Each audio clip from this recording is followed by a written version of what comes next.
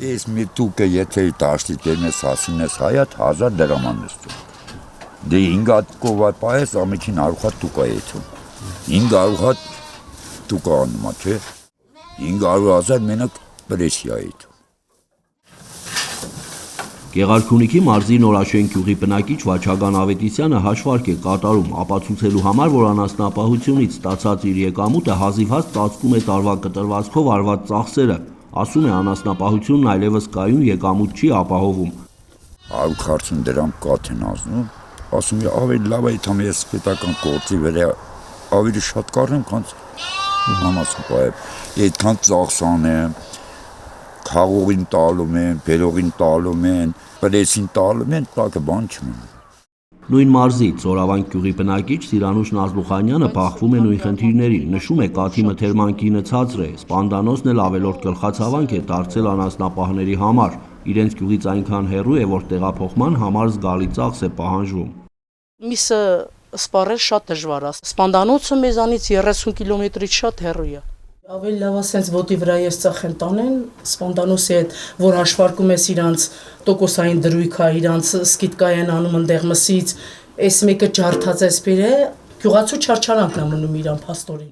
Անտառամեջ բնակավայրի վարչական ղեկավար Կարլեն Մարտիրոսյանի հաշվարկը եւս ի օգուտ գյուղացու չէ, ասում է արդյունքում վերավաճառողն ավելի շատ գումար է աշխատում, քան տարիներով կենթանում խնամած անասնապահը։ Եթե մի հատ սպանդանոցը մեր մոտ կաստից 40 կիլոմետր հեռու։ Մի մաշին պետք է բռնես, տանես, բերես, ճիշտ է։ Նու գումար իրար, համարյա 20-25,000 դրամ մենակ այդ ճամփին ակնում, մի 30,000 դրամ։ Այսօր էլ տանում ես մսավաճառի մոտ, մսավաճառն ասում է, վաղ կբերես, մյուս օրը կբերես նրա հետ ես պայմանում, զգում ես, որ ախպեր ջան, ավելի լավ է գլուխ հետ չցավային $1,000 տաս ես դու։ $10,000 մար այդքան, դես վազես, դե վազես։ Գյուղացիներն ընդգծում են անասնապահությունն ամենօրյա ծանր աշխատանք է եւ երիտասարդները հաճախ չեն ցանկանում այդ գործով զբաղվել, շատերը նախընտրում են գյուղական բնակավայրերից տեղափոխվել քաղաքներ, աշխատել սպասարկման եւ շինարարության ոլորտներում։ Մարդը մի հոգի կարա դրսում բանվորություն անի, ինքը օրական աշխատի 10,000 դրամ օրական, այսօր եթե 5 կոպահս ամբողջ ընտանիքն գրկված լինելու այդ գործին, բայց արդյունքում տարվա վերջ այդքան եկամուտ չի ստանալ։ Գյուղացիները թվարկում են այն տասնյակ խնդիրները, որոնց բախվում են ամեն օր։ Հեռավոր գյուղերում արոտավայրերը դժվար հասանելի են, նաև անվտանգային խնդիր կա։ Սահմանային մի քանի բնակավայրերում Ադրբեջանի զինված ուժերի ծառայողները խնդիրներ են ստեղծում։ Ճանապարհները վատ վիճակում են։ Նախիրն արոտավայր տանող հովիվ չկա։ Չկաների շարքը շարունակում են Նորաշենցի Վաչագանը եւ Այգուցի Սարգիսը։ Բոմբա չկա, տրակտոր չկա, եւ արելիքները այդպես թանկ խնդրեմ։ 40 աստիճան տաքության մեջ այս մեր տարածքում ոչ մի անգամ կովը չի բեղմնավորվում, նա համաշաշ շոկ։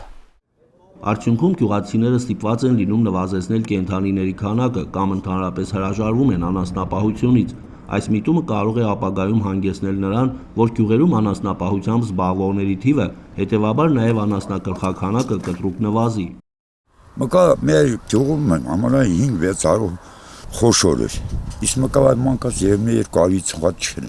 Հայաստանում խոշոր երջերավոր անասունների գլխաքանակը 2014 թվականի դրությամբ կազմել է ավելի քան 677,000, առաջին տեղում Գեղարքունիքի մարզն է եղել, որտեղ անասնագլխաքանակը կազմել է ավելի քան 115,000։ 2024 թվականի հոկտեմբերի դրությամբ Հայաստանում խոշոր եղջերավոր անասունների գլխաքանակը կազմել է 545,099, Գեղարքունիքի մարզում 77,292, այսինքն մեր երկրում խոշոր եղջերավորների գլխաքանակը 10 տարվա ընթացքում նվազել է շուրջ 133,000-ով, իսկ կոնկրետ Գեղարքունիքի մարզում 39,000-ով, որոնք են նվազման պատճառները եւ ինչ քայլեր են ձեռնարկվում անկման միտումը կանխելու ուղղությամբ։ Ի պատասխան մեր հարցմանը էկոնոմիկայի նախարարությունից հայտնում են.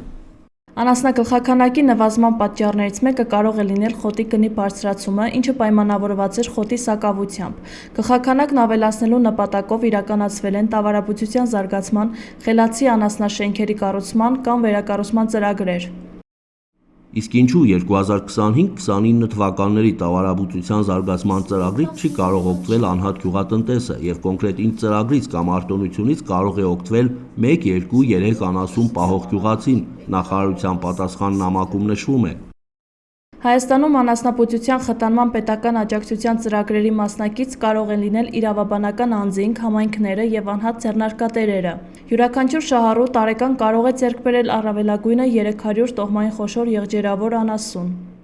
Իսկ ինչ անի 1, 2, 3 անասուն պահող գյուղացին, նախարարությունից նրանց աջակցելու կամ արտոնություն տալու մասին որևէ խոսք չկա, քանի որ ասելու բան չկա։ Ունեի 6 կով, 6-ից 4-ը բրուցիլոզով հիվանդացավ, անկում գնաց։ Պետություն ինձ ստիպել է այդ հիվանդոտ անասունը մորթեմ դեն թափեմ, բայց պետական դոտացիա չկա։ Ես այդ 4 անասունը դեն եմ թափել, որ արժե 1.800.000 դրամ։ Գյուղատնտեսների համոզմամբ ոլորտի զարգացման համար անհրաժեշտ է պետական թիրախային աջակցություն, արդյունավետ ծրագրեր եւ սուբսիդիաների տրամադրում։ Սարգիս Արաբաչյանը հնչեցնում է իր համեստ մասնագիտական կարծիքը։ Ոլորտի առողջացում պետք չէ սպասել այնքան ժամանակ, քանի դեռ վերստին չի ստեղծվել Հայաստանի տնտեսության գլխավոր ճյուղերից մեկի գյուղատնտեսության նախարարությունը։ Էդուարդ Մխիթարյան, Համբարձում Պապոյան, Regions TV, Գեղարքունիքի մարզ։